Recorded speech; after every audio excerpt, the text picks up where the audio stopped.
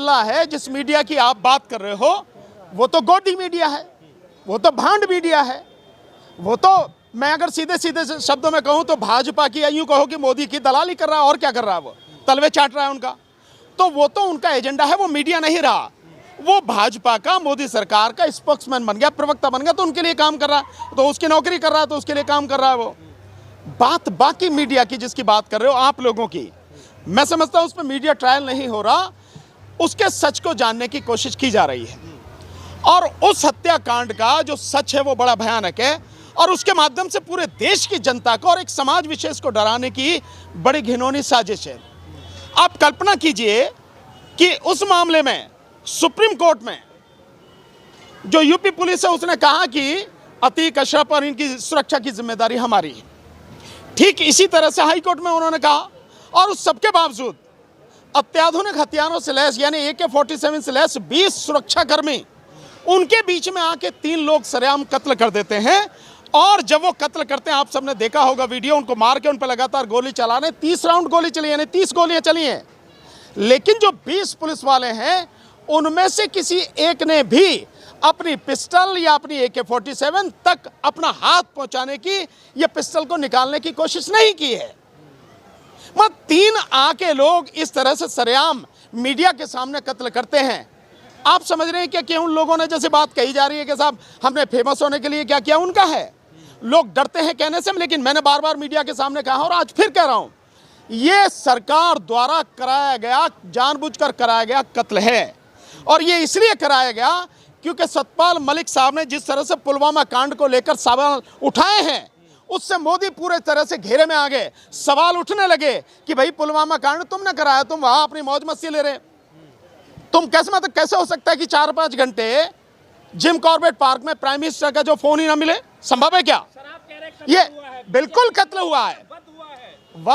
हाँ, यही जो भाषा बोल रहे हैं, यही भाषा देश के लिए बड़ी खतरनाक है। जिस वध की बात कर रहे हैं ना, अगर ये लोग वध करने पर उतर आए, जिनके वध की बात कर रहे हो आप, फिर आपको मैं समझता हूं देश की धरती भी कम पड़ जाएगी भागने के लिए। तो इसका मतलब साफ है, जो मैं कह रहा हूं कि वो सरकार द्वारा कराया गया कत्ल है। भाई अगर वो इस भाषा को बोल रहे हैं कि वध किया है, तो मतलब साफ है कि योगी सरकार द्वारा, मोदी सरकार द्वारा जानबूझकर कराया गया कत्ल है। वही तो बात मैं भी कह रहा हूं कि यह कत्ल है। और वो 3 लोग जो लाए गए वो इसलिए क्योंकि पुलिस ने अभी 2 दिन पहले उसके बेटे का एनकाउंटर किया और लोगों का एनकाउंटर किया।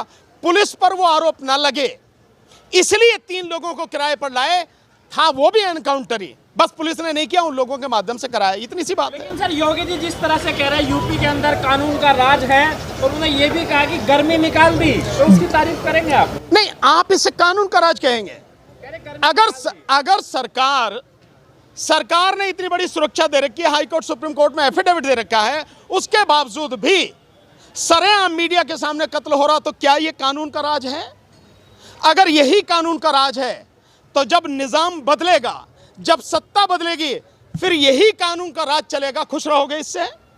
यही चाहते हो कि यही कानून का राज हो? आज तुम्हारे हाथ में सत्ता है, तुम गुंडागर्दी दिखा रहे हो, कल जब ये सत्ता दूसरे हाथों में आएगी वो भी यही काम करेगी, उससे खुश रहोगे? अगर यही चाहते हो तो ये कानून का राज नहीं है, ये संविधान का राज नहीं है, ये गुंडों का राज है। और ये गुंडागर्दी जो चल रही है, ये देश के लिए ही नहीं, सभी के लिए बहुत बहुत दुखदाई होगी। नहीं, जंगल राज तो इससे बढ़िया राज होता। कहां जंगल राज है भाई? ये तो जंगल से भी खतरनाक राज है भाई। रामराज होगा, हाँ, तो रामराज में भैया जैसे शंभू ऋषि को मार दिया राम ने, अगर यही सब कुछ है तो भाई यही रामराज अगर चल रहा है तो भाई हम इस रामराज का विरोध करेंगे, पूरी ताकत से करेंगे, और देखें कैसे ये रामराज चलेगा। ये भी बता रहे, घोषणा कर रहे हैं आपके सामने। पर सर, जिस तरह से योगी सरकार की जो कार्रवाई है उसको कानून व्यवस्था दुरुस्त बता रहे हैं वो लोग, तो इससे बहुत सारे लोगों में खुशी है, जश्न मनाया गया है, लड्डू बांटे जा रहे हैं। मैं समझता हूँ, मैंने तो देखा नहीं कहीं इस तरह की कोई बात हुई है। और अगर ऐसी है तो ये बहुत गंभीर स्थिति है कि सरकार द्वारा कराए गए कत्ल पर अगर आप लड्डू बांटेंगे, जश्न बनाएंगे, तो फिर मैं वही कह रहा हूं कि जब निजाम बदलेगा, जब सत्ता बदलेगी, तब क्या करोगे? तब भी लड्डू बांटोगे क्या? हो इस बात के लिए तैयार?